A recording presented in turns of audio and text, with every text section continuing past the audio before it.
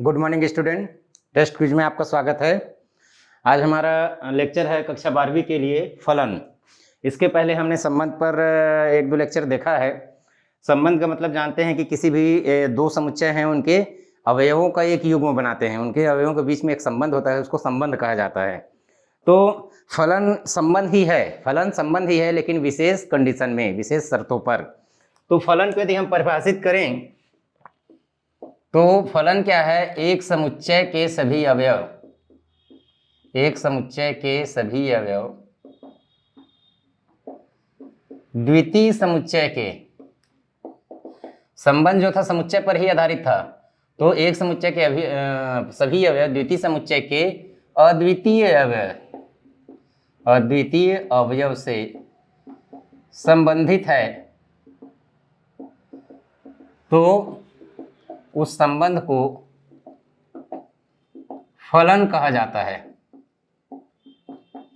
तो सबसे पहले तो इसकी परिभाषा देखिए। संबंध समझने के लिए ये है कि पहले एक समुच्चय में हम बता देते हैं कि ये एक समुच्चय है, एक दूसरा समुच्चय है। वेन आरेख में बताते हैं, एक समुच्चय ए है और एक समुच्चय बी है। इसमें मान लीजिए ए बी सी है, इसमें मान लीजिए जी एच आई है, तो और मान लीजिए एच आई के है मान लो, और तो ए का रिलेशन यदि जी से है, बी का रिलेशन भी जी से है और सी का रिलेशन मान लीजिए आई से है, तो इसके सभी अवयव इसके किसी न किसी एक अद्वितीय अवयव से है। भले से ये दोनों का संबंध इसी से है, लेकिन इन दोनों का संबंध एक अद्वितीय, एक से अधिक से नहीं है, इसीलिए ये फलन है। यदि संबंध ऐसा यदि हम बनाते हैं, ए बी सी डी है, यहाँ एच आई जे के है ऐसे, और ए का रिलेशन एच से है, ए का ही रिलेशन आई से है, सी का रिलेशन जे से है, बी का रिलेशन भी जे से है, डी का रिलेशन के से है, तो इस समय में ये फलन नहीं है। फलन नहीं है इसलिए इसका प्रत्येक अवयव, प्रथम समुच्चय के प्रत्येक अवयव द्वितीय समुच्चय के अद्वितीय अवयव से संबंधित नहीं है। अद्वितीय का मतलब एक ही अवयव से, विशेष अवयव से संबंधित होना चाहिए। यहाँ पर क्या है, ये अवयव ए है, ये दो अवयव से संबंधित हो गया, इसलिए ये फलन नहीं है। इसमें आप ऐसा भी कर सकते हैं, जैसे मान लीजिए पिता पुत्र का संबंध हम लेते हैं। पिता पुत्र है, एक पिता है मान लीजिए राम, और यहाँ है मान लीजिए और कुछ मोहन ले लेते हैं, और यहाँ ले लेते हैं जॉन ले लेते हैं। यहाँ पर इनका पुत्र है, एक लव है, एक कुश है, और यदि मोहन सोहन ले लेते हैं और डेविड ले लेते हैं, तो राम के पुत्र लव और कुश हैं, मोहन के पुत्र सोहन है, जॉन का पुत्र डेविड है। और यदि हम पुत्र और पिता का लेते हैं, इन्हीं में पुत्र और पिता का संबंध ले लेते हैं, पुत्र को पहले ले लेते हैं। दोनों में अंतर ये है कि आगे जाकर आप देखेंगे फलन में क्या होता है कि स्वतंत्र चर, इसको स्वतंत्र चर बोलते हैं और इसको परतंत्र चर बोलते हैं। तो स्वतंत्र चर क्या है, परतंत्र चर के एक से अधिक मानों के लिए हो सकता है। यहाँ पर क्या है देखिए, राम का संबंध, राम का जो पुत्र है लव और कुश दोनों हैं, मोहन का सोहन है और जॉन का डेविड है। तो इस कंडीशन में ये इसकी परिभाषा को, फलन की परिभाषा को संतुष्ट कर रहा है, पिता पुत्र का जो संबंध है। लेकिन पुत्र पिता का संबंध यदि हम बनाते हैं तो लव, यहाँ कुश, यहाँ सोहन और यहाँ डेविड, यहाँ लिख देते हैं राम, यहाँ मोहन और यहाँ जॉन। तो लव का पिता राम, कुश का पिता राम, सोहन का पिता मोहन और डेविड का पिता जॉन। तो ये फलन नहीं है, बल्कि ये फलन है। तो इससे आप समझ सकते हैं फलन होने के लिए संबंध में क्या होना चाहिए कि पहला जो समुच्चय है उसका प्रत्येक अवयव द्वितीय अवयव के प्रत्येक अवयव से संबंधित होना चाहिए। यहाँ पर जब हम बनाएंगे तो इसके एलिमेंट को fx लिखेंगे, x लिखेंगे, तो इसके एलिमेंट को fx या y लिखा जाता है। तो एक से स्वतंत्र चर होता है, एक से स्वतंत्र चर होता है, y परतंत्र चर होता है। मतलब देख लीजिए, यहाँ से स्वतंत्रता और परतंत्रता समझ में आ जाता है। यदि राम है तब उसके पुत्र लव और कुश हो पाएंगे, यदि लव और कुश है तो उनके पिता का होना जरूरी नहीं है, ऐसा है। तो ये स्वतंत्र चर है राम, फिर उसके पुत्र जो है उनके ऊपर डिपेंड करेगा, तो उसको परतंत्र चर कहा जाता है। तो इसमें एक स्वतंत्र चर होता है, एक परतंत्र चर होता है, और स्वतंत्र और परतंत्र चर के बीच में क्या होता है कि रिलेशन होता है, जिसको फलन कहा जाता है। तो यहाँ पर हम फलन के आगे कुछ अलग अलग टाइप्स देखते हैं। जैसे कि संबंध वाले चैप्टर में हमने देखा था तुल्यता संबंध, स्वतुल्य, सम्मित, संक्रामक, और उसमें हमने देखा था प्रांत और परिसर। तो यहाँ पर एक चीज और आ जाएगा, प्रांत, सह प्रांत और परिसर आ जाएगा। जैसे कि एक मैं संबंध लेता हूँ इस प्रकार का, मैं नंबर पे आ जाता हूँ, चलिए 0 1 2 3 और -1 -2 -3, और यहाँ पर है मान लीजिए 0 1 2 3 4 -1 -2 -3 -4 ऐसे करके, और यहाँ पर फिर एक लेता हूँ मैं ऐसे करके, ये प्राकृत संख्या मान लीजिए 1 2 3 4 5, ये भी प्राकृत संख्या है 1 2 3 4 5 6 7 8 9 एंड सो ऑन ऐसे करके अनंत तक है। इधर भी दोनों साइड अनंत ले ली, मतलब इसका जो संबंध है वो Z to Z यानी प्राकृत संख्या पर है, सॉरी पूर्णांक संख्या पर है। यहाँ पर जो संबंध है वो प्राकृत संख्या n to n है। और ये मैं ले लेता हूँ कि 1 का रिलेशन 1 से है, -1 का रिलेशन भी 1 से है, 2 का रिलेशन 4 से है, -2 का भी रिलेशन 4 से है, तो 3 का रिलेशन यदि आगे और लिखेंगे तो 9 से होगा। मैं ऐसे लिख रहा हूँ, यहाँ का एलिमेंट x है तो यहाँ के एलिमेंट को x स्क्वायर ले रहा हूँ, मतलब fx equal to X square, fx equal to X square ले रहा हूँ। और यहाँ पर क्या है, 1 का रिलेशन 1 से है, 2 का रिलेशन 4 से है, 3 का रिलेशन 9 से है, ऐसे यहाँ भी फंक्शन का जो प्रकार है वही है fx स्क्वायर एक्स स्क्वायर। और उसके बाद यदि मैं ऐसा लेता हूँ, संबंध ऐसा है कि इसी पर ले लेते हैं 0 1 2 3 4 इधर, -1 -2 -3 इधर, और ये 0 1 2 3 4 और इसके बाद -1 -2 -3 अनंत। यहाँ पे ले लेता हूँ फिर एक प्राकृत संख्या 1 2 3 4 5 6 7 और 1 2 3 4 5 6 7 8 ऐसे करके 9 भी ले सकता हूँ। अब मैं बनाता हूँ 4 का रिलेशन 2 से है, और उसके बाद 1 का रिलेशन 1 से है, ऐसे यहाँ पर 2 का रिलेशन 4 का रिलेशन 2 से ले लेते हैं, 1 2 3 4 का रिलेशन 1 का रिलेशन 1 से, 4 का रिलेशन 2 से, और इधर 9 आता है उसका रिलेशन 3 से ले लेते हैं। यदि मैं √x लिखता हूँ, √x लिखता हूँ, यहाँ 1 से इसका वर्गमूल खोजता हूँ या 1 से इसका वर्गमूल खोजता है, तो क्या कंडीशन बनता है देखिए कि यहाँ पर जब मैं वर्ग करता हूँ तो 1 का वर्ग भी 1 है और -1 का भी वर्ग 1 है, 2 का वर्ग 4 है और -2 का भी वर्ग 4 है। तो इस प्रकार का जो संबंध होता है इसको कहा जाता है बहुएकी संबंध। मतलब पहला समुच्चय के बहुत सारे अवयव दूसरे समुच्चय के एक से अधिक अवयव से रिलेटेड हैं।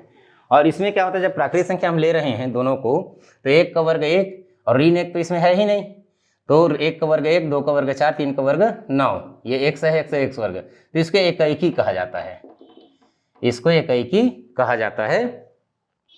और ये भी क्या हो गया, लगभग एकैकी है, ये भी एकैकी है।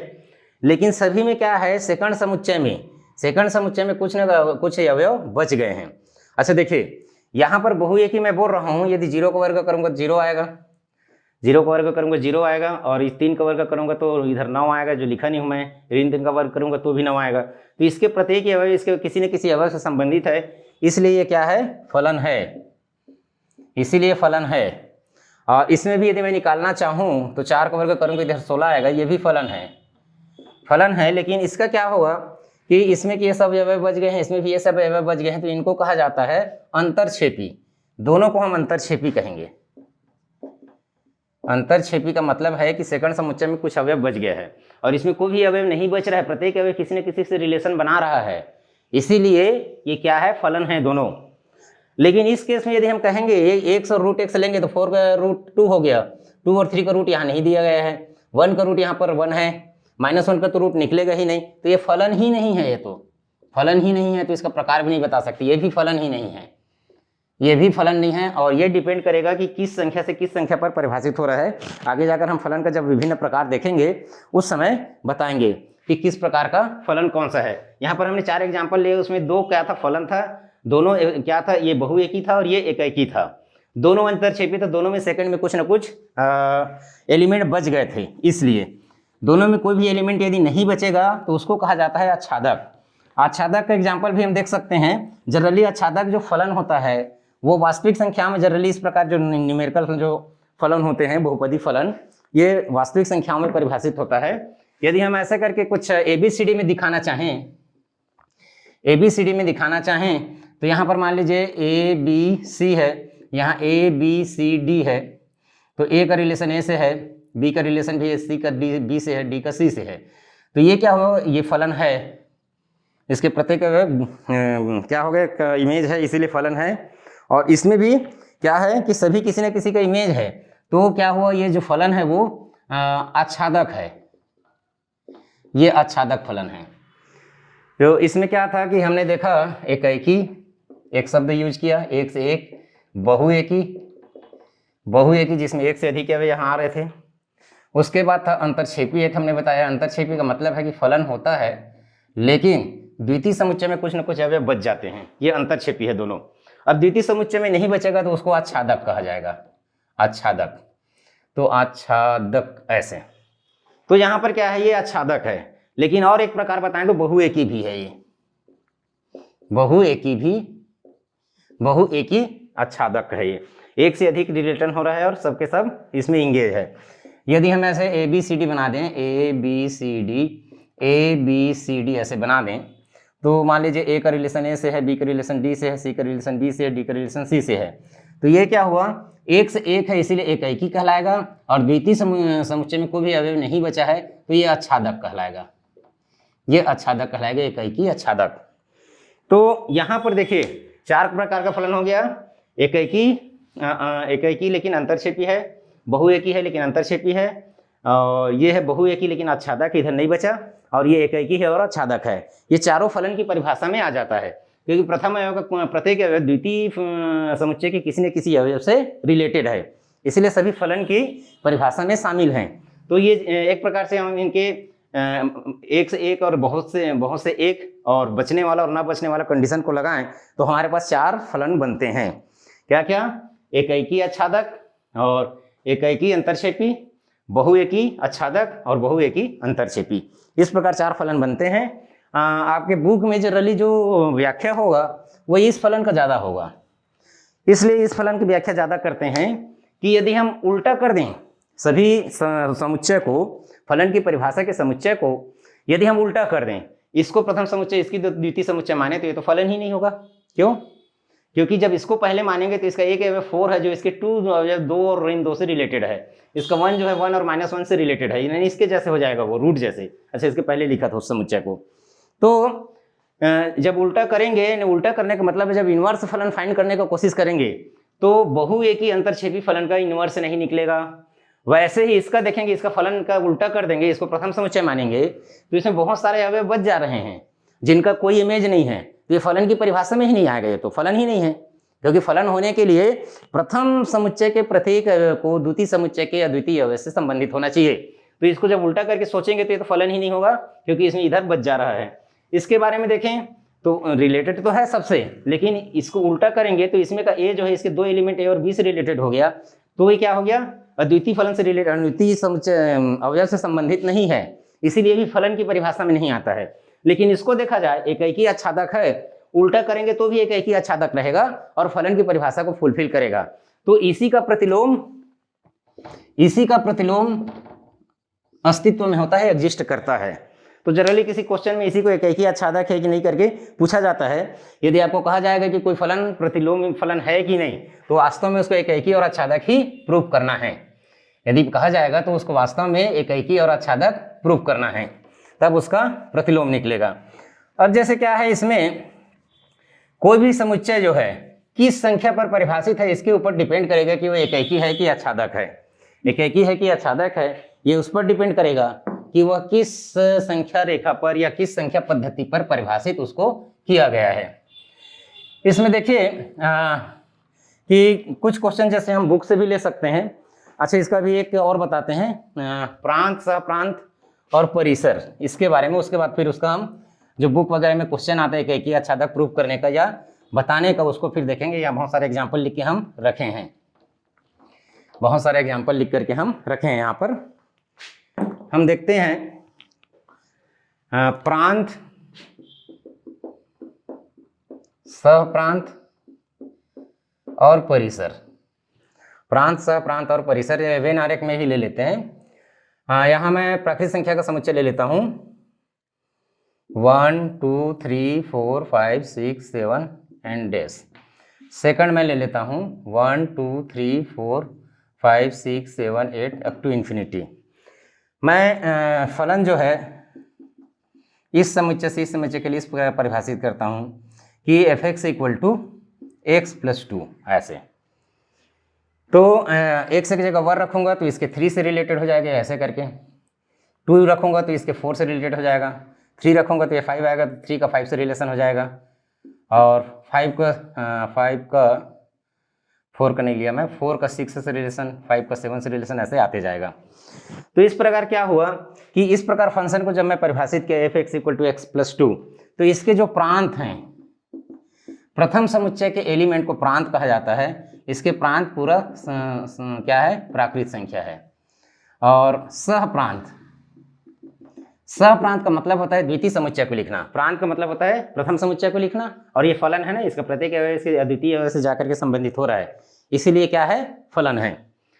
अब प्रांत मतलब प्रथम समुच्चय के अवयव को प्रांत कहेंगे, सहप्रांत मतलब द्वितीय अवयव के जितने भी समुच्चय, द्वितीय समुच्चय के जितने अवयव हैं उसको सहप्रांत कहेंगे, ये भी प्राकृत संख्या होगा। लेकिन परिसर, रेंज का मतलब होता है द्वितीय समुच्चय के वो सब अवयव जो पहले समुच्चय के किसी अवयव से संबंधित है।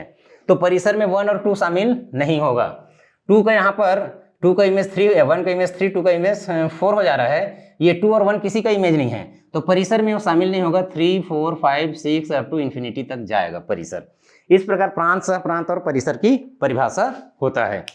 तो यहाँ पर आप देख सकते हैं कि सहप्रांत परिसर जो है सहप्रांत का क्या होता है, एक उप समुच्चय होता है कि जो इमेज नहीं है उसको छोड़ देते हैं। और इसको यदि हम टाइप्स कहें, इस प्रकार जब सहप्रांत बड़ा है और परिसर छोटा है तो ये एकाएकी अंतरक्षेपी टाइप का फलन होगा। एकाएकी अंतर, इसका इनवर्स परिभाषित नहीं होगा, एकाएकी और आच्छादक होगा, उसी का इनवर्स परिभाषित होगा।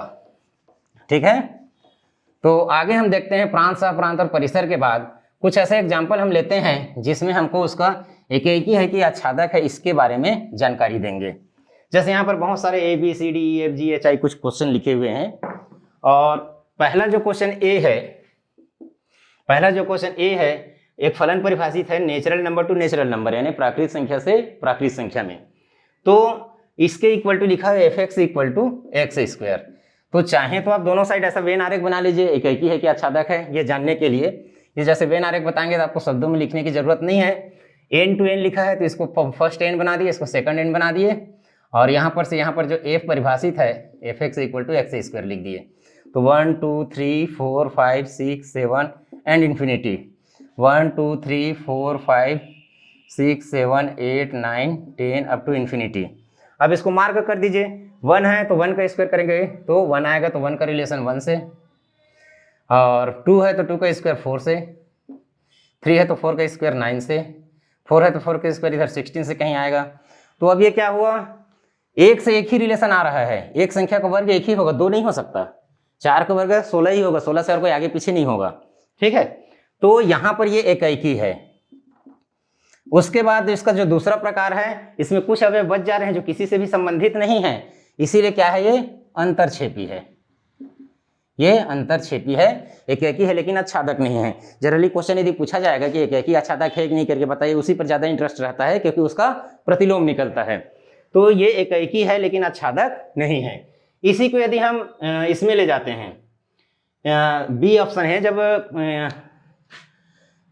कॉम्प्लेक्स नंबर में ले जाते हैं, बी का ऑप्शन, ये जब कॉम्प्लेक्स नंबर है, ये कॉम्प्लेक्स नंबर है, complex number 0 1 2 3 4 5 6 up to infinity, इधर -1 -2 -3 -4 up to infinity, 0 1 2 3 4 5 up to infinity, -1 -2 -3 -4 -5 up to infinity, ऐसे आता है कॉम्प्लेक्स नंबर। फलन वही है, फलन का जो प्रारूप है वो वही है, बस अब आपका समुच्चय बदल गया। पहले बार में समुच्चय था नेचुरल नंबर, अब यहाँ समुच्चय है कॉम्प्लेक्स नंबर। तो जब नेचुरल नंबर था उस समय एकाएकी था लेकिन आच्छादक नहीं था, अंतरक्षेपी था। 0 का वर्ग, यहाँ पर भी फलन ऐसे ही परिभाषित है, f(x) = x² ऐसे परिभाषित है। तो 0 का वर्ग 0 और यहाँ 1 लिखना भूल गया हूँ, 1 का वर्ग 1, अच्छा ये 1 है, सॉरी, 1 का वर्ग 1, 2 का वर्ग 4, 3 का वर्ग इधर 9 आएगा, माइनस वर्ग का वर्ग 1 और -2 का वर्ग भी 4 होगा, ऐसे करके। तो अब ये किस प्रकार का होगा, एक से अधिक अवयव एक से रिलेटेड होने लगा, एक से अधिक अवयव इधर के एक से रिलेटेड होने लगा, तो ये बहुएकी हो गया, बहुएकी। और क्या हुआ, इसमें अवयव बच जा रहे हैं, तो ये क्या हो गया, अंतरक्षेपी, अंतरक्षेपी है। तो हमने बहुएकी अंतरक्षेपी लिख दिया, डायग्राम में ये दिख रहा है, इसको दर्शाने का ये भी तरीका है। ये डायग्राम आप नहीं बताएंगे तो नेचुरल नंबर में जब लिखेंगे तो f1 इक्वल टू 1 का square equal to 1, f2 equal to 2 का square equal to 4, f3 equal to 3 का स्क्वायर इक्वल टू 9। इस प्रकार प्रथम समुच्चय के सभी अवयव का प्रतिबिंब है, परंतु द्वितीय समुच्चय में 2, 3, 5, 6, 7, 8, 10 आदि किसी का प्रतिबिंब नहीं है, किसी का प्रतिबिंब नहीं है।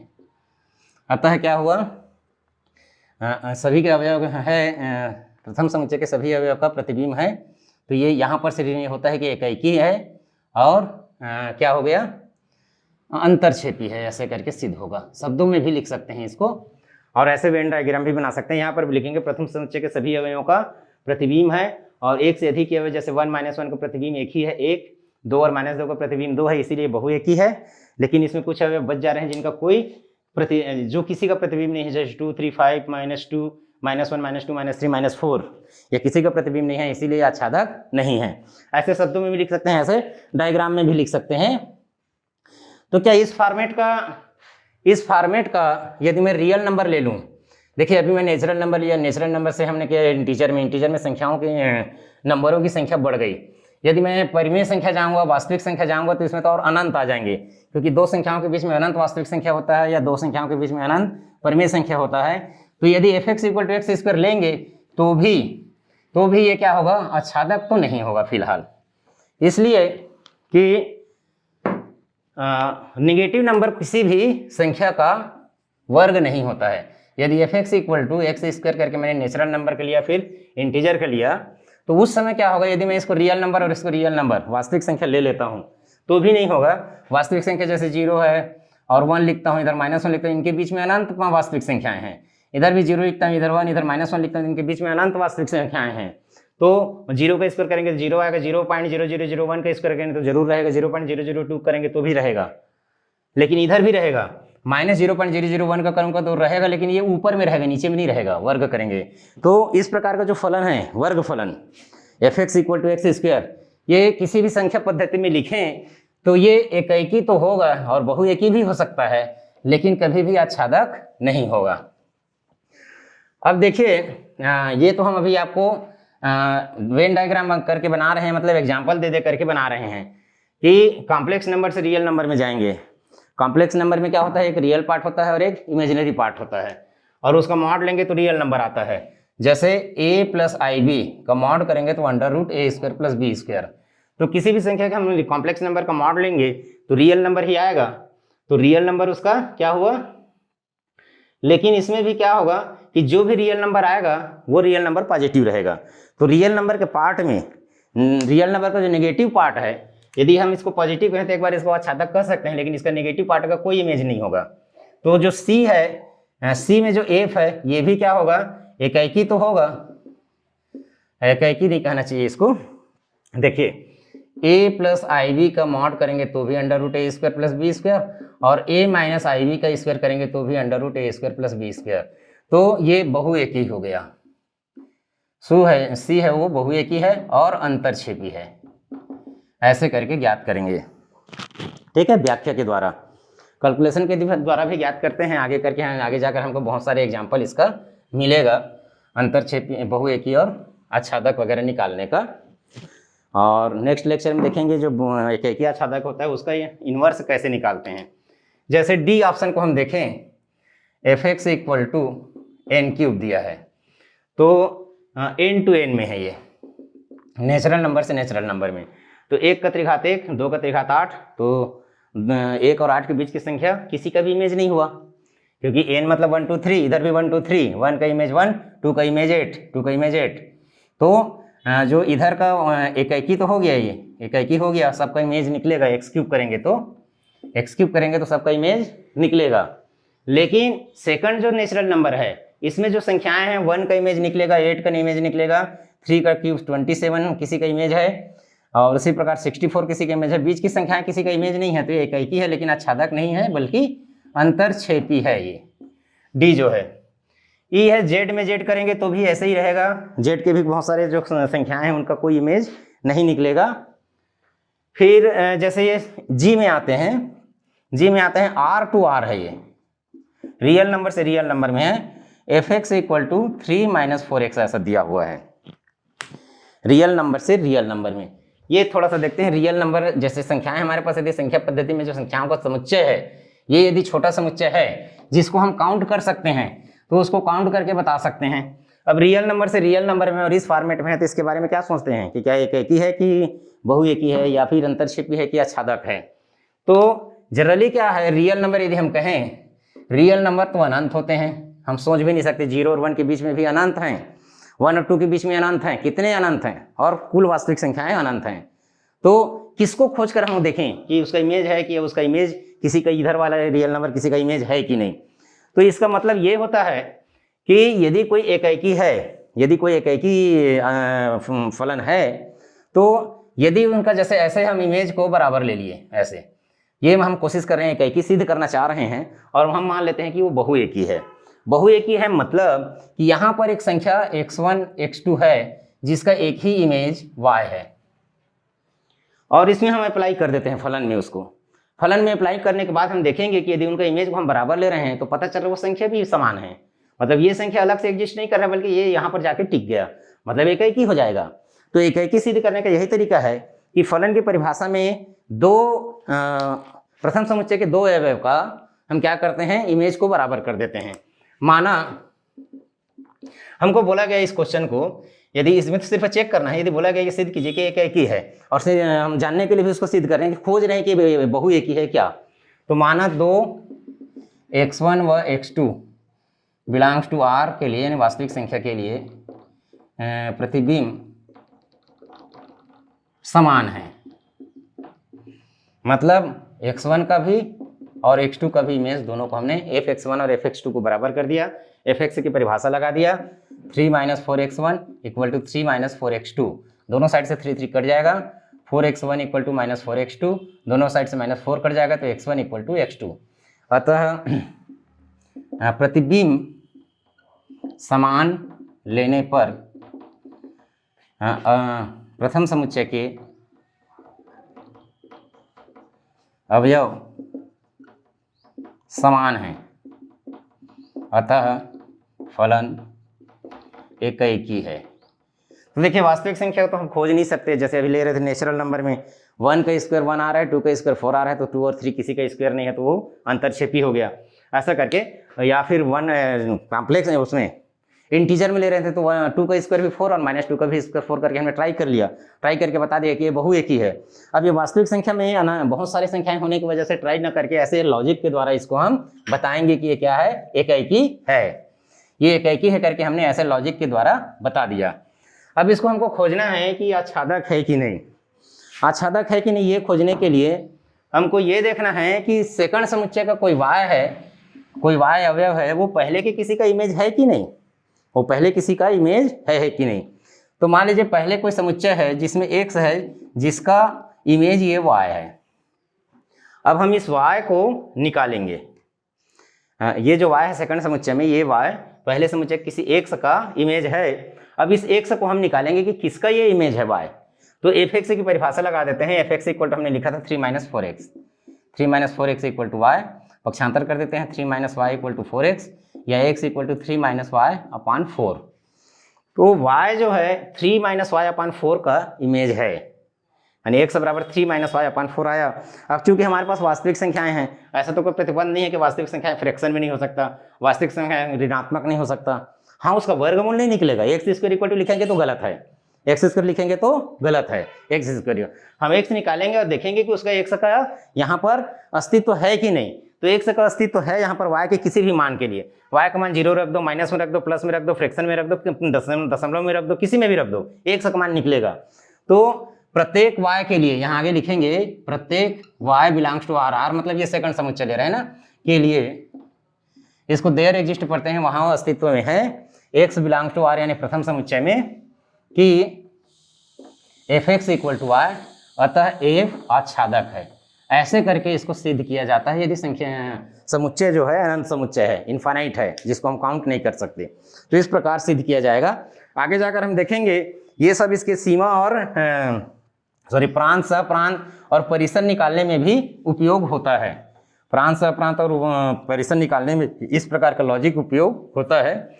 आगे हम और देख लेते हैं, इसमें कुछ एक क्वेश्चन दिया गया है। जरूरी नहीं है हर फलन जो आर में परिभाषित है वो एक आच्छादक हो जाए। अभी कुछ देर पहले जो मैं जी ऑप्शन को अभी बना रहा था, जस्ट जो समझाने का कोशिश कर रहा था, वो एच ऑप्शन में दिया हुआ है। एच में जो दिया हुआ है F X equal to 1 plus X square दिया हुआ है, और ये आर टू आर में डिफाइन है, वास्तविक संख्या से वास्तविक संख्या में परिभाषित है। तो इसको क्या करेंगे कि सबसे पहले एक की सिद्ध करना है। तो जैसे सब कहानी अभी मैंने बताया, दो x1 और x2 ले लेते हैं जिसके इमेज को बराबर कर देते हैं, तो ये 1 plus x1 square equal to 1 plus x2 square हो जाएगा, और 1 1 कट गया, x1 square equal to x2 square. तो क्या x1 इक्वल टू x2 हो गया, एक ही हो गया? नहीं, x1 equal to plus minus x2 हो गया। रूट निकालते हैं तो प्लस माइनस डालते हैं, मतलब यहाँ पर यदि हम ट्रायल करें तो माइनस 0.2 है और प्लस 0.2 है, ये वास्तविक संख्या है, इसके दो एलिमेंट को मैं ले रहा हूँ। 0.2 ये r है, इसमें भी r अनंत संख्याएं हैं। इसका वर्ग करूँगा तो ये 0.04 आएगा, और इसका वर्ग करूँगा तो 0.04 आएगा। अब दोनों में यदि मैं 1 ऐड कर दूँ तो 1 पॉइंट हो जाएगा, ये 1 पॉइंट और ये 1 पॉइंट। ऐसा इसलिए कर रहा हूँ कि 1 प्लस एक्स स्क्वायर दिख रहा है।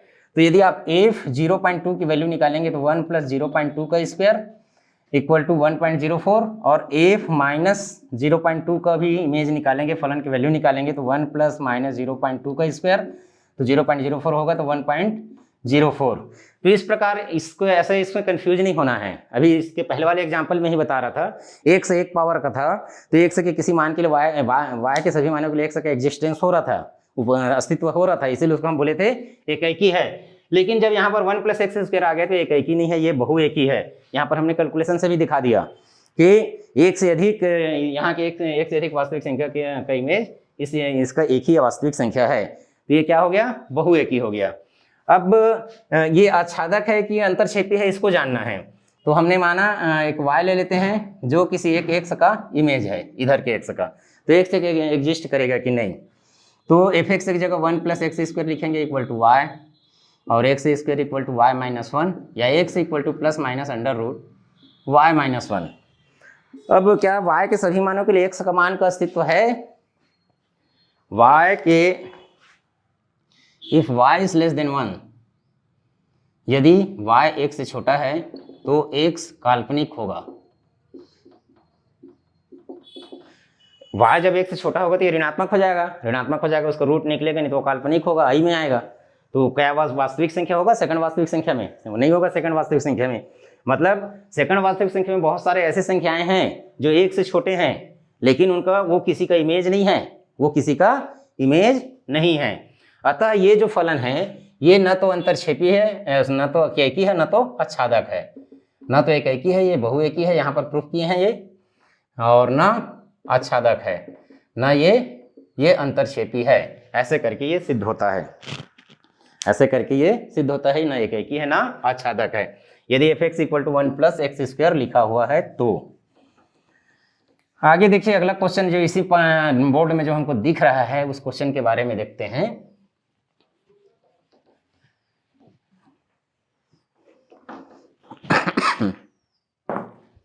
देखिए इसमें Q मतलब होता है रेशनल नंबर, परिमेय संख्या।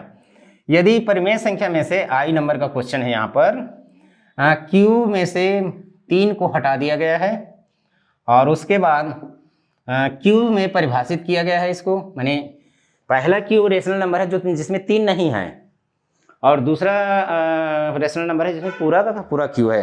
क्यू मतलब ये है कि उसमें जो अपरिमेय संख्याएं होती हैं, जो पूर्ण वर्ग संख्या नहीं होती, -2 -3 -4 ऐसा करके, ऐसे संख्याओं को नहीं लिया गया है। परिमेय संख्या नहीं जिनको पी अपान क्यू के टर्म्स में दर्शाते हैं। जैसे √2 है तो ये पी अपान क्यू के टर्म्स में नहीं आएगा, उसको भाग देते जाएंगे तो वो खत्म नहीं होगा, न तो एक जैसे रिपीट होगा वो। जैसे 0.3333 है तो उसको 1/3 हम कन्वर्ट कर सकते हैं परिमेय संख्या में। तो परिमेय संख्या और अपरिमेय संख्या मिलकर के वास्तविक संख्या होती हैं। और परिमेय संख्या मतलब वास्तविक संख्या में से अपरिमेय संख्या को हटा देना, मतलब जिसको हम पी अपान क्यू के फॉर्म में लिख सकते हैं। तो फलन हमारे पास है f(x) = 2x + 3 अपॉन x - 3। तो क्या है कि पहले में यदि x = 3 रख रहे हैं तो f(x) = y की वैल्यू अनंत आ रहा है, x = 3 पर उसका इमेज परिभाषित नहीं हो रहा है। लेकिन पहले ही बता दिया गया है कि पहला समुच्चय में 3 नहीं है, 3 नहीं है तो बाकी का इमेज तो निकलेगा। x की वैल्यू का चाहे कुछ भी रखो, x की वैल्यू चाहे कुछ भी रखो, और ये 3 नहीं है, 3 के अलावा कुछ और है, तो इसका क्या होगा कि दो इमेज एक जैसे लेते हैं और 3 इसमें नहीं है, तो इसको हम क्या करेंगे, कुछ ना कुछ समान संख्या दोनों साइड आएगा। जैसे f(x1) = f(x2) लेते हैं तो 2x1 + 3 upon x1 - 3 and 2x2 + 3 = x2 - 3। तो ये दोनों एक जैसे ऐसे काट सकते हैं, ये 3 इसमें नहीं है इसलिए 3 से अलग है, दो संख्या बराबर है। फिर इनको कंपेयर करेंगे तो x1 = x2 हो जाएगा, एक ही है ये। और आच्छादक निकालना चाहें तो इसमें कोई संख्या x है जिसका इमेज y है मान लीजिए, तो y के लिए x है कि नहीं, तो ये 2x + 3 अपॉन x - 3 = y, तो 2x + 3 = xy - 3y। हमको निकालना है x निकालना है, तो 2x - xy = -3 - 3y। तो इसको 3 का मल्टीप्लाई कर देते हैं, xy - 2x = 3y + 3। तो हम x कॉमन लेंगे तो y - 2 एंड 3y + 3, तो x = 3y + 3 अपॉन y - 2 ऐसे। तो यहाँ पर देखिए, अब y के किसी वैल्यू के लिए x का एग्जिस्टेंस है कि नहीं, तो y यदि हम देखना चाहें इसमें y = 2 रखने पर x परिभाषित नहीं हो रहा है। y को 2 रखने तो y 2 किसी का इमेज नहीं है ऐसा माना जा सकता है, 2 किसी का इमेज नहीं है ऐसा माना जा सकता है। तो इस प्रकार क्या हुआ कि ये क्या हो जाएगा, आच्छादक, सॉरी आच्छादक नहीं होगा, एकाकी तो है लेकिन आच्छादक नहीं है, ऐसा करके निकालेंगे।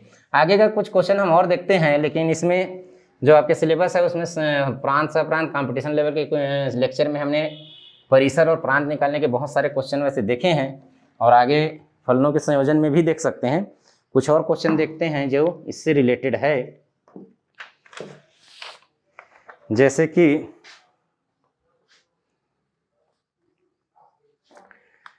हाँ 4x³ + 7 स्क्वायर वगैरह आता है तो जनरली स्क्वायर आता है तो बहु एक ही हो जाता है।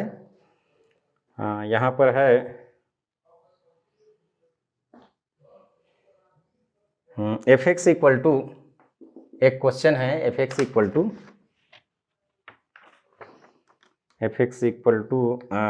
4x³ + 7।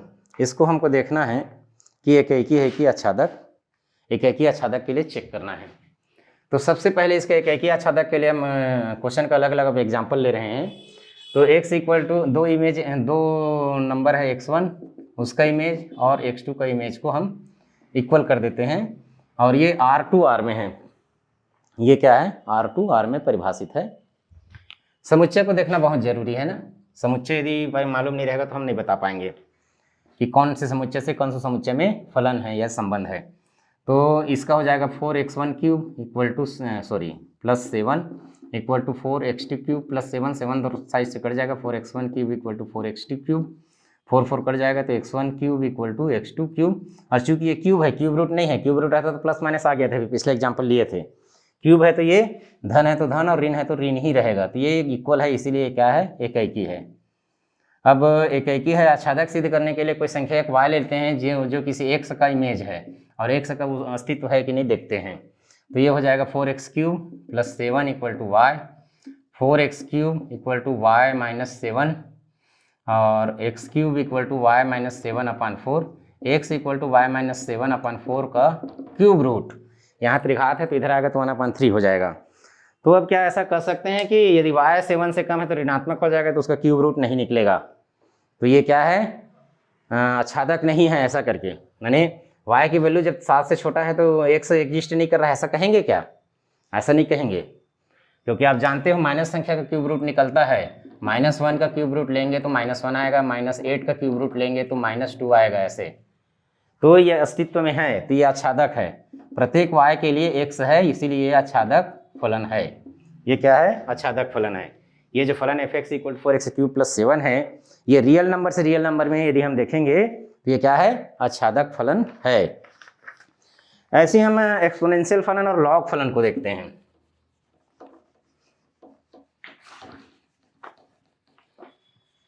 एक्सपोनेंशियल फलन का मतलब है e⁻x,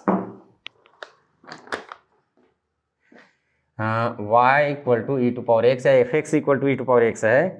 ये एकाएकी और आच्छादक का चेक करना है, आच्छादक का चेक करना है इसमें। तो देखिए इसमें क्या है कि दो इमेज को हम यदि बराबर करते हैं, चलो ए भी ले लेते हैं एक्सपोनेंशियल के, ए का इमेज ये f(x = y) भी लिख दिए हैं इसको। ए का इमेज और बी का इमेज इक्वल है तो e⁻a हो जाएगा, e⁻b हो जाएगा। आधार बराबर है तो ये उनके घात भी बराबर होंगे। ये है एकाएकी, ये एकाएकी फलन है। अब आच्छादक फलन हमको जानना है। आच्छादक फलन जानना है तो कोई एक संख्या y है, सेकंड इसमें real number two real number है, ये भी सेकंड रियल नंबर में कोई y है जो किसी पहले का इमेज है x का, तो y = e⁻x हो जाएगा। अब x का कैलकुलेशन करना है, दोनों ओर लॉग ले लेते हैं, log y बेस a पर log e⁻x बेस e पर। तो लॉग की परिभाषा यदि हमारे पहले के लेक्चर आप देखे होंगे और कंपटीशन लेवल में भी लॉग का हमने लेक्चर दिया था, तो लॉग के बारे में आप अच्छी तरह जानते होंगे। जो पावर में रहता है वो सामने आ जाएगा। तो एक log y बेस e पर = x log e base e। अब अपने ही बेस पर किसी संख्या का log 1 होता है। log का हमने बताया था 2⁵ = 32, ये पावर नोटेशन है। इसी को log में यदि हम बदलेंगे, इसी को log में बदलेंगे तो log 32 बेस 2 पर = 5 इसका मतलब है। मतलब यहाँ पे जो रहता है उसके पावर में इसको डालेंगे तो इसके इक्वल आएगा। तो वैसे ही e⁻1 = 1 होता है, इसीलिए log e बेस e पर 1 होता है। e⁻1 = e, तो ये 1 हो जाएगा। x = log y base e। अब देखिए यहाँ लिखा 5 = log 32 बेस 2। बेस के पावर में इसको डालेंगे तो ये आएगा, बेस के पावर में इसको डालेंगे तो ये आएगा। तो देखिए यहाँ पर जो x की जगह 5 दिख रहा है और y की जगह 32 दिख रहा है। तो यदि किसी संख्या का पावर हम कितना भी ले लें, जैसे 2⁻−2 लेंगे तो ये 1/4 हो जाएगा। 2⁻−200 ले लीजिए तो भी अपान में आएगा, लेकिन पॉजिटिव आएगा। तो यहाँ पे जो पावर में संख्या 5 है, जो लॉग के बाद आया है, वो कभी क्या होगा, जो लॉग के बाद आया है या इक्वल के बाद आया है कहना चाहिए, हाँ इक्वल के बाद आया है 2 ये, तो ये क्वांटिटी हमेशा पॉजिटिव होता है और ये 2⁵ की वैल्यू हमेशा पॉजिटिव है, 32 पॉजिटिव होगा। मतलब क्या हुआ कि जो लॉग होता है वो मतलब जैसे log -10 बेस e पर, तो इसका अस्तित्व नहीं होता है ना। इसलिए कि e⁻x = y, तो किसी भी धनात्मक संख्या के पावर में चाहे कुछ भी करें, धनात्मक संख्या के पावर में चाहे कुछ भी करें, धनात्मक करें ऋणात्मक करें, वो धनात्मक ही आएगा। तो धनात्मक संख्या का ही लॉग डिफाइन होगा। यहाँ से आप समझ पा रहे हैं कि नहीं? इसको देखिए कि यहाँ पर जो 32 होगा ये किसी के पावर में आने से आ रहा है, 2⁵ = 32, तो ये 32 हमेशा पॉजिटिव ही होगा, क्योंकि 2 के पावर में चाहे हम धन डालें, ऋण डालें, दशमलव डालें, फ्रैक्शन डालें, उसका वैल्यू तो बाद में वो पॉजिटिव ही हो जाएगा। तो यहाँ 32 हमेशा पॉजिटिव होना चाहिए, वैसे यहाँ y हमेशा पॉजिटिव होना चाहिए। y पॉजिटिव होना चाहिए तो y < 0 के लिए, 0 के लिए भी परिभाषित नहीं होता है ना, क्योंकि e⁻0 = 1 हो जाता है, e⁻0 = 1 हो जाता है। और इन 2 के पावर में हम कितना भी संख्या डालें, -∞ डालेंगे तो ये जा करके 0 होगा। 2⁻∞ डालेंगे तो 2⁻1/∞ होगा, और 2⁻∞ होगा तो 1/∞ 0 होगा। तो 0 y = 0 डालेंगे तो भी यह परिभाषित हो जाएगा। तो y < 0 के लिए परिभाषित नहीं है। जब ये परिभाषित नहीं है तो क्या होगा कि ये आच्छादक नहीं है, माने y का मान जब 0 है और 0 से छोटा है उस समय x का कोई माने उस समय किसी का वो इमेज नहीं है, वो सब संख्याएं किसी का इमेज नहीं है। y equal to e to power x दे x धनात्मक हो या ऋणात्मक हो, इसका मान हमेशा धनात्मक आते जाएगा। तो ये वास्तविक संख्या की ऋणात्मक मान किसी का इमेज नहीं है, इसीलिए आच्छादक नहीं है, ये आच्छादक नहीं है। इसको ऐसे भी समझ सकते हैं, यदि आप 12th क्लास में आ गए हैं और ग्राफ वगैरह आप समझ सकते हैं तो इसका ग्राफ बना करके भी समझ सकते हैं किसी भी फलन को एकैकी आच्छादक है कि नहीं करके, एकैकी आच्छादक है कि नहीं करके आप इसके द्वारा भी समझ सकते हैं। फलन के शुरुआत में इसको बताया था नहीं, कंपटीशन लेवल में तो मैंने बताया था, जैसे कि F X equal to X square ऐसा दे रहे हैं और वो वास्तविक मान के लिए है। तो F X equal to X square दे रहे हैं तो इसका ग्राफ कैसे बनेगा, एक्स के 2 मान के लिए y का एक ही मान रहेगा, 2 है तो 2, 1 है तो 1, -1 है तो 1, Y square equal to 4x, X का 1 तो y का 1, एक्स का -1 तो y का 1। अच्छा, ये इस टाइप का ग्राफ है इसका, तो ऊर्ध्वमुखी पर वाला है ये। तो ये तो एक्स के एक मान के लिए y का एक मान है, तो ये फलन है, लेकिन क्या है, बहुएकी है। ठीक है, जैसे F X equal to root X लिखें ऐसे, या प्लस माइनस रूट एक्स लिख दें, या एक्स माने इधर वर्ग करेंगे तो Y square equal to X आएगा। तो ऐसे इस प्रकार का ये परवलय होगा। तो यदि हम वाई अक्ष के समांतर एक लाइन खींचते हैं और वो ग्राफ को 2 जगह काट दिया, मतलब y के एक ही मान के लिए x का 2 मान है, सॉरी ये हो गया, हाँ, x के एक मान के लिए y का 2 मान है, तो y का 2 मान हो गया, इसलिए क्या हो जाएगा, वो फलन नहीं होगा। इस प्रकार का बन जाएगा ना, 1 के साथ y का 2, ऐसा इस प्रकार का आकृति आ जाए, अद्वितीय फलन से संबंधित नहीं होगा। तो ग्राफ यदि कोई फलन का ग्राफ बनाते हैं और y अक्ष के समांतर यदि कोई लाइन खींचते हैं और ग्राफ को 2 जगह काट दिया, तो वो फलन नहीं होगा, ये फलन नहीं होगा रूट एक्स जो है। तो यहाँ पर देखिए, मैं इसको समझाने के लिए था, e टू पावर x को समझाने के लिए इसको आपको समझा रहा था। e टू पावर x क्या है, फलन तो है लेकिन एकैकी आच्छादक, इसके बारे में बता रहा था वो एकैकी है लेकिन आच्छादक नहीं है, ऐसा करके। तो जैसे इसका हम ग्राफ बनाए ऐसे करके, फलन तो है जैसे इसका भी था F X equal to X square, लेकिन वो बहुएकी था।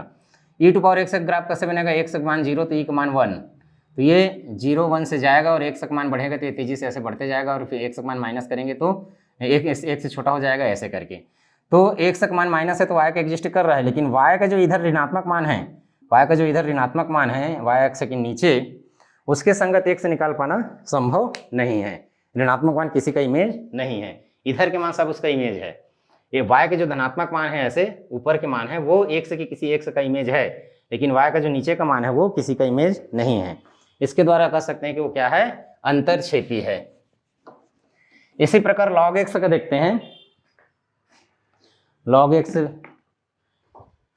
F X equal to log x base e पर दिया है।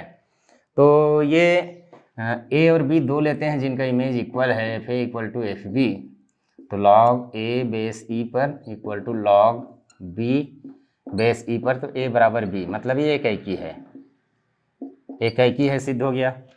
अब आच्छादक है कि नहीं, इसको जानने के लिए कोई y है, वो किसी x का इमेज है मान लीजिए, तो y equal to log x base e, तो x equal to e to power y। तो कोई भी संख्या y है उसके लिए x एग्जिस्ट कर रहा है कि नहीं, इसको देखना है हमको। कोई एग्जिस्ट कर रहा है कि नहीं, इसको हमको देखना है। तो एकैकी तो है ये, कोई भी 2 संख्या लेंगे उसका लॉग लेंगे तो सेम आएगा, और लेकिन y का मान प्रत्येक y के संगत x का मान है कि नहीं।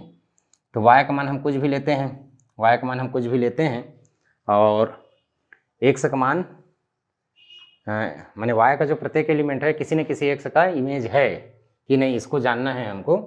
तो देखिए y का मान हम लेंगे तो y का मान चाहे धन ले ऋणात्मक ले, x का मान आएगा कुछ ना कुछ आएगा और वो धनात्मक आएगा, तो ये किसी न किसी का इमेज है y जो है, तो इसको आच्छादक कह सकते हैं। इसका ग्राफ भी आप देख सकते हो, ऐसे बनेगा। ये इसका ग्राफ बनाना, y equal to log x का log 1 0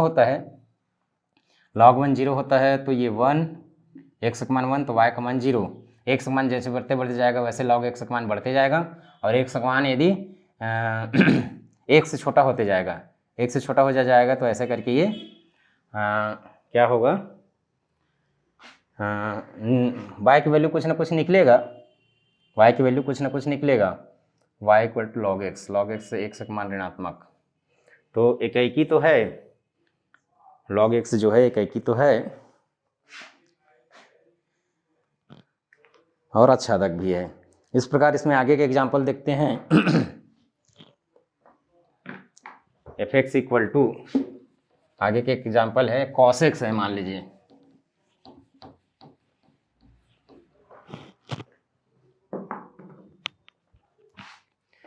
F X equal to cos x।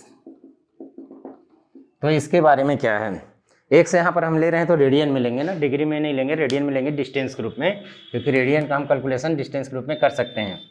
जैसे यहाँ पर 0 है, रेडियन में लेंगे तो जैसे π/4 है, फिर π/2 है, फिर 3 पाई है, 3π/4 ले लेते हैं, फिर पाई ले लेते हैं, फिर 5π/4 हो जाएगा, π/2 3π/4 पाई 5π/4, फिर 3π/2 आ जाएगा, फिर 2 पाई आ जाएगा। आप ऐसे ग्राफ बनाने के लिए जान रहे हैं। 0 पे इसकी वैल्यू 1 होता है और π/4 पे 1/√2 कम हो जाता है, π/2 पे 0 हो जाता है ऐसे करके, और 3π/4 पे माइनस हो जाता है, पाई पे -1 हो जाता है, 3π/2 फिर 0 हो जाता है। ये कॉस की वैल्यू आप जान रहे हैं। तो ये इसका ग्राफ है। तो ये फलन तो है, लेकिन आप जान रहे हैं इसके बाद ये फिर से रिपीट होगा ऐसे करके कि जो वैल्यू इधर x के संगत ये वैल्यू है तो y की वैल्यू ये है, x की वैल्यू है तो y की वैल्यू ये है, और इसके बाद फिर यहाँ पर ये 1 हो जाएगा। f0 की वैल्यू, 0 की वैल्यू जो है 2 पाई की वैल्यू भी वही होगा। तो क्या हो गया ये, मतलब ऐसे उसमें चेक करें F A equal to F B में, तो cos A equal to cos B, तो a equal to 2n pi plus minus B, ऐसे करके रिलेशन आता है कि त्रिकोणमिति में आप पढ़ें जनरल सॉल्यूशन कि a और b के बीच में बहुत सारे रिलेशन है, मतलब दोनों इक्वल नहीं हैं। तो ये क्या है, एकाएकी नहीं है, एकाएकी नहीं है। तो क्या आच्छादक है, तो देख सकते हैं आप आच्छादक है कि नहीं, इसके लिए अंतरक्षेपी आच्छादक, खैर फलन तो है ये, इसके समांतर लाइन खींचेंगे तो कोई भी दो वैल्यू नहीं निकलेगा, फलन तो है F X equal to cos X. अब ये देखना है कि कोई भी मतलब y है जो किसी एक्स का इमेज है तो वो एक्स का एग्जिस्ट हो रहा है कि नहीं। जैसे मान लीजिए मैं बोल रहा हूँ ये cos x की वैल्यू जो है नंबर के रूप में आएगा, x की वैल्यू नंबर के रूप में आएगा और x है वो कोण है, ठीक है, माने y की वैल्यू नंबर के रूप में आएगा और x क्या है, कोण है। तो कोई भी नंबर जैसे मैं उठाता हूँ कि cos इनवर्स जैसे 1/2 इक्वल टू cos y, तो y equal to cos inverse 1/2, तो ये π/3 होता है, ठीक है, ये π/3 होता है। अब y की वैल्यू मैंने क्या किया, -1 और +1 के बीच में लिया। यदि मैं y की वैल्यू लेता हूँ 2 इक्वल टू cos x, तो x equal to cos inverse 2, ये क्या है, अस्तित्व में नहीं है। ये ऐसा कोई x नहीं है जिसके cos की वैल्यू लें तो वो 2 के इक्वल हो। आप ग्राफ को भी देख सकते हैं, ग्राफ हमेशा मतलब +1 और -1 के बीच में जा रहा है, ये y की वैल्यू है। तो y के -1 से बड़ा मान और -1 से छोटा मानों के लिए क्या है, जो संख्याएं हैं वो y का वो x के किसी का माने प्रथम समुच्चय की किसी संख्या का इमेज नहीं है। तो ये क्या है, आच्छादक भी नहीं है, ये आच्छादक नहीं है, न तो अंतरक्षेपी है और न ही आच्छादक है। ये इस प्रकार एकाएकी आच्छादक कैलकुलेट करने का ये त्रिकोणमिति फलन हुआ। एकाएकी नहीं है, बहुएकी है, और क्या है, अंतरक्षेपी है, क्योंकि -1 से छोटा और +1 से बड़ा मान यदि y है तो उसके लिए कोई x नहीं है जिसका वो इमेज हो, यदि F X equal to cos X लिखेंगे।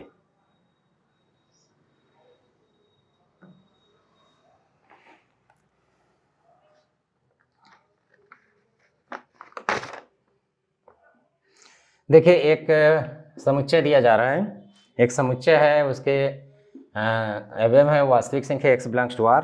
इस प्रकार है कि ये -1 से बड़ा है और 1 से छोटा है, -1 और +1 के बीच की सभी वास्तविक संख्याओं को लिया जा रहा है, इसी के बराबर b है, और एक फलन है वो a से b में परिभाषित है।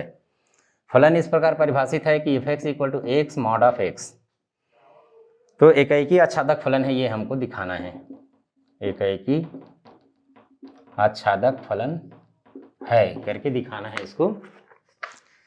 तो इसमें देखिए ये वास्तविक संख्या तो है, लेकिन इसमें क्या हुआ, इसका प्रांत को, इसके प्रांत को लिमिटेड कर दिया -1 और +1 के बीच में, -1 और +1 के बीच में ही हमको देखना है। वैसे फलन के रूप में हम जब मॉड को परिभाषित करते हैं, mod of X, f(x) equal to mod of x equal to x if x is greater than और equal to 0 and it is -x if x is less than 0, इसको ऐसे परिभाषित कर सकते हैं। अभी तो सिर्फ इसमें सिर्फ -1 और +1 के बीच में बोला है। सामान्य में यदि हम मॉड ऑफ x देखें तो मॉड ऑफ 5 इक्वल टू 5 होता है, मॉड ऑफ -5 इक्वल टू भी 5 होता है। तो इस समय में इस 5 का रिलेशन इस 5 से है, लेकिन इस 5 का डायरेक्ट इससे रिलेशन नहीं है, लेकिन डायरेक्ट को ऐसे लिखा जा सकता है, ऐसे कि जिस समय यहाँ अंदर की संख्या धनात्मक है तो मॉड यानी वही संख्या आ जाएगा, जैसे यहाँ लिखी 0 या 0 से बड़ा है तो x आ जाएगा, और यदि वो मॉड के अंदर की संख्या यदि ऋणात्मक है तो उसमें और ऋण का मल्टीप्लाई हो जाएगा, -5x, इस प्रकार वो 5 आया। तो यहाँ पर क्या है कि जैसे -1 और 1 के बीच में एकाएकी आच्छादक है, ये सिद्ध करना है। तो यदि हम अलग अलग केस में देखा जाएगा, अलग अलग केस में देख लेते हैं कि यदि fa इक्वल टू fb लेते हैं और दोनों क्या हैं, 0 से छोटा है, 0 से छोटा है, तो दोनों माइनस में आ जाएगा, -a minus mod of a equal to -b, A B 0 से छोटा है, मॉड ऑफ -b, तो माइनस माइनस प्लस हो गया, मॉड का ये हो गया a² इक्वल टू b² हो गया, ये माइनस से माइनस से कट गया, मॉड लेंगे तो ये माइनस प्लस बन जाएगा, ये माइनस प्लस बन जाएगा, a इक्वल टू b आ जाएगा ऐसे। तो क्या है यहाँ पर और वैसे इसके इक्वल टू +-b भी ले सकते हैं, लेकिन +-b रखेंगे, जैसे कि a है, a की जगह +-b, तो ये b रखेंगे और यहाँ -b रखेंगे तो भी आएगा -b, फिर यहाँ पर b रखेंगे तो भी आएगा, ऐसे माइनस से मल्टीप्लाई हो जाएगी, क्योंकि एक से छोटी संख्या ले रहे हैं तो मॉड लेंगे तो फिर माइनस का मल्टीप्लाई हो जाएगा। मतलब इसको आपको मैं जो बताना चाह रहा हूँ, ऐसे a इक्वल टू +-b, ऐसे लग रहा है कि एकाएकी नहीं है, लेकिन रख के देखते हैं। जब पहले हम b रखते हैं तो b mod of b equal to b² आएगा। अब -b रखते हैं, mod of -b equal to ये -b इससे एक से छोटी संख्या होने के कारण, इसके कारण तो ये पॉजिटिव हो जाएगा, लेकिन एक छोटी संख्या होने के कारण माइनस का मल्टीप्लाई होकर के बाहर आएगा, इसलिए b² हो जाएगा। इस प्रकार इसका इमेज बराबर रहेगा। वैसे 0 से बड़ा होगा तब तो आसान है, 0 से छोटा होगा उस समय इसको आप कन्फ्यूज हो सकते हैं। यहाँ पर जो मैं लिखा हूँ ये -b है, मॉड ऑफ b हो जाएगा सबसे पहले। तो जब संख्या के रूप में लेंगे, वेरिएबल नहीं ले रहे हैं ना, x संख्या के रूप में ले रहे हैं, जैसे -1/2, -1 और 0 के बीच में -1/2 है, तो यदि मैं -1/2 ले रहा हूँ और -1/2 ले रहा हूँ तो पहले से -1/2 क्या हो जाएगा, 1/2 हो जाएगा, फिर ऐसे करके 1/2 का स्क्वायर 4 हो जाएगा। ऐसा करके इसको वेरिएबल के रूप में लेंगे तो माइनस आएगा, संख्या के रूप में लेंगे तो अलग आएगा, प्लस या माइनस दोनों आ सकता है, इसीलिए एकाएकी आच्छादक है ये। तो इस प्रकार ये एकाएकी आच्छादक पर आधारित हमने कुछ क्वेश्चन देखा है। नेक्स्ट फलन के चैप्टर में हम फलनों का संयोजन देखेंगे। धन्यवाद।